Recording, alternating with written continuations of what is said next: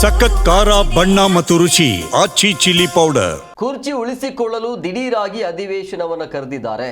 ಸಿದ್ದರಾಮಯ್ಯ ಅವರಿಂದ ಪ್ರಜಾಪ್ರಭುತ್ವಕ್ಕೆ ಇದು ಅವಮಾನ ಆಗಿದೆ ಅಂತ ಸಿಎಂ ಸಿದ್ದರಾಮಯ್ಯ ವಿರುದ್ಧ ವಿಜಯೇಂದ್ರ ಈ ರೀತಿಯಾಗಿ ವಾಗ್ದಾಳಿಯನ್ನು ನಡೆಸಿದರು.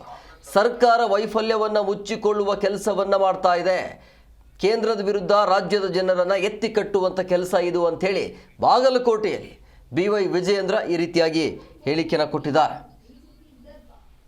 ಒಂದು ಪ್ರಜಾಪ್ರಭುತ್ವ ವಿರೋಧಿ ಸಿದ್ದರಾಮಯ್ಯ ನೇತೃತ್ವದ ಕಾಂಗ್ರೆಸ್ ಸರ್ಕಾರ ಕೇಂದ್ರ ಸರ್ಕಾರದ ವಿರುದ್ಧ ರಾಜ್ಯದ ಜನರನ್ನ ಎತ್ಕಟ್ಟುವಂತ ನಿಟ್ಟಿನಲ್ಲಿ ತನ್ನ ಮುಖ್ಯಮಂತ್ರಿ ಕುರ್ಚಿಯನ್ನ ಉಳಿಸ್ಕೊಳ್ತಕ್ಕಂತ ಸಲುವಾಗಿ ಏಕಾಏಕಿ ಈ ರೀತಿ ಅಧಿವೇಶನ ಕರೆದಿರುವಂತದ್ದು ಇದು ಖಂಡಿತ ಒಂದು ಪ್ರಜಾಪ್ರಭುತ್ವ ವಿರೋಧಿ ನಡೆ ಅಂತಾನೆ ಹೇಳ್ಬೇಕಾಗ್ತದೆ.